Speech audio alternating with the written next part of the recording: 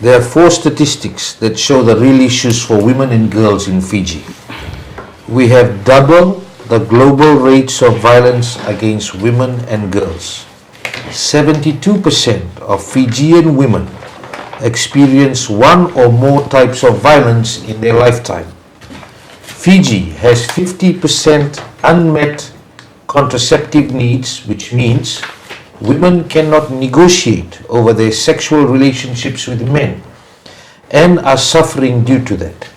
Fijian women from rapid care analysis studies do 3 to 5 times the unpaid care, domestic and communal work as men. And ILO says women do 76% of unpaid care work in the world. But this is not reflected in our leadership in policies, according to people who have sent these issues. We have some of the lowest rates of women in national leadership in the world. What will be your gender equality and gender justice focused policies?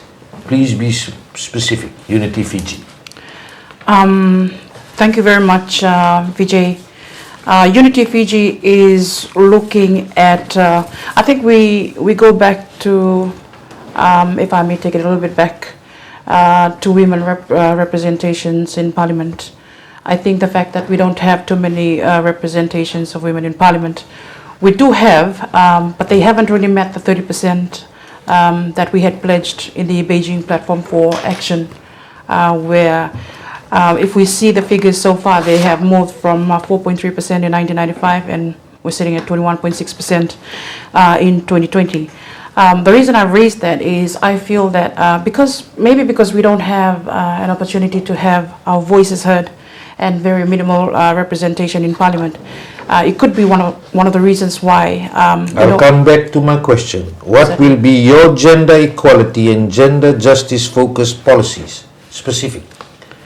Okay, we are looking at mainstreaming gender into all sectors of the government as one of our strategies, and ensuring that whatever policies are being created, that they will include women equally, so they can have access to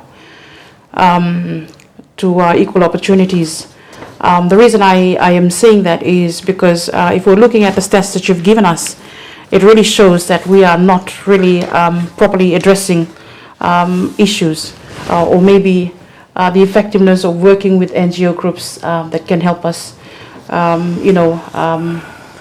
sort of identify reasons why we're having such a high number of violence against women and other social problems that are affecting our. Taira Rokotambua from Fiji Labour Party. We believe that women should play a full and active role in political, economic, cultural and social life in Fiji. Labour is looking at setting up a Gender Equality Commission, GEC. GEC will run independent to the government and will work closely with the NGOs so as to bridge the gap between the government and the NGOs. We will set up, we will review existing legislation to remove discrimination as a whole against women and non-binary genders, and ensure that new laws firmly represent all genders, including men.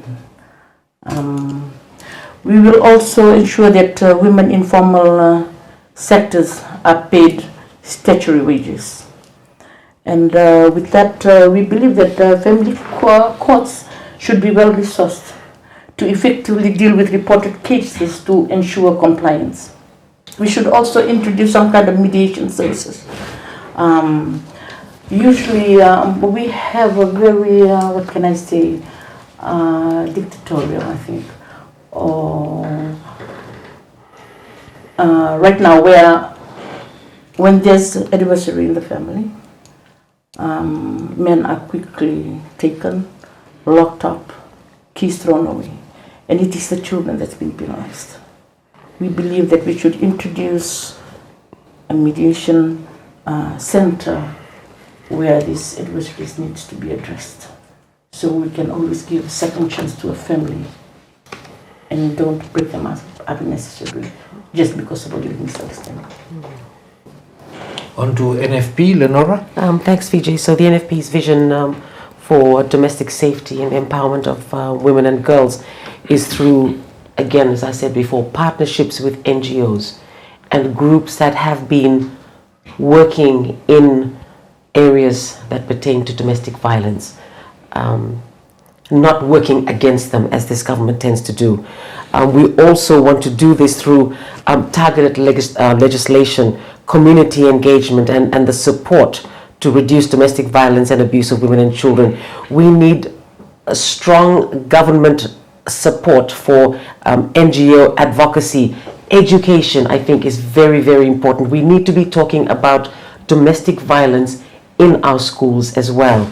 We need to be careful about what our young men and young women are watching. But when it comes back to what we're going to be talking about as a government with the National Federation Party, we need to improve support and resource for victims of domestic violence.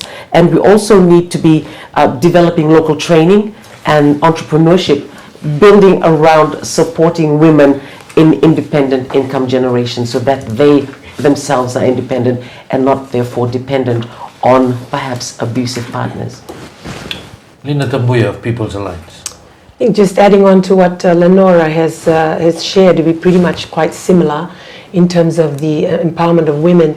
You know, one thing that that we need to revisit, which used to exist before, before this government, was a really huge program on family planning. You know, and having that available for for our women, and also to bring back that program where women have a choice. It's not just the full-on attitude that we're going to have a lot of children and you don't have a choice as a woman, but they really should be able to be given a choice in education on family planning, and and how a woman has a choice is very important in what Lenora stated. Also, looking at women who are doing a lot of unpaid care, at home and wherever they are. Really the need to empower women in SMEs, in home-based businesses.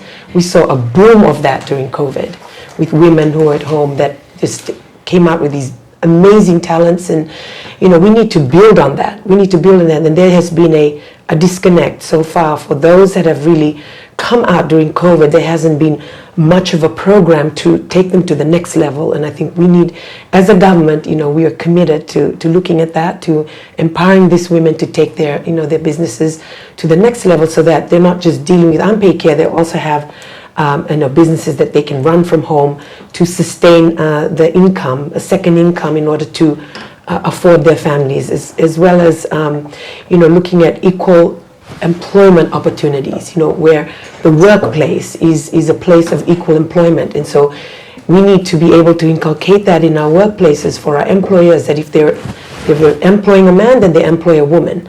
It's called equal employment opportunity. If they have similar credentials, then we should consider the gender makeup of your employees in your workplace.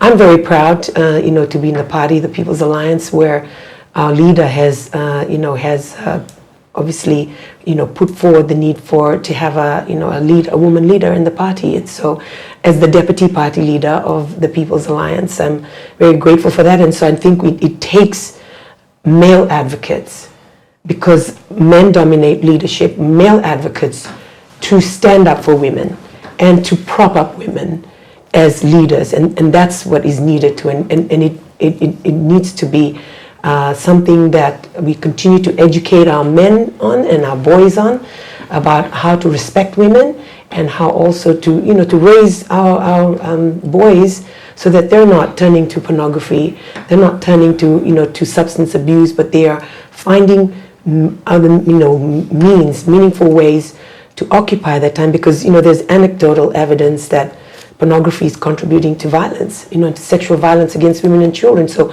we as a government need to care about that and how we can control that, and how we can control what our children are watching. But really, it will take a nationwide effort to reduce violence Moving against on women and to children. Anna Rokomokoti of SODELPA. Right, the SODELPA government will set aside 138 million for the initiative that it has created under this portfolio of women, children and poverty alleviation.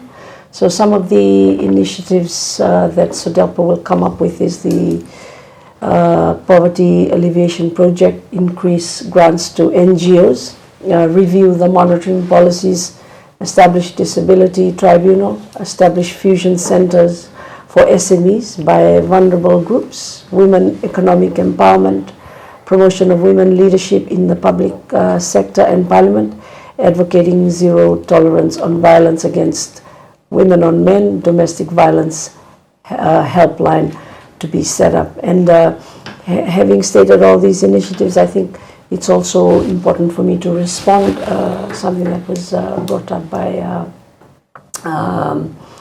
from our Labour Party candidate. SODELPA recognizes that there's only two sexes, female and male.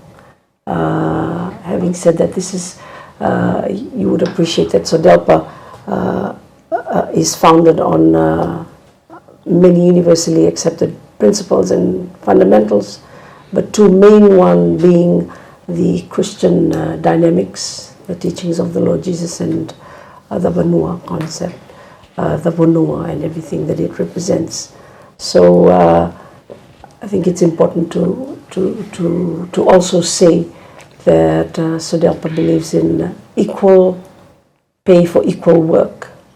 So I believe I'd like to finish on that note.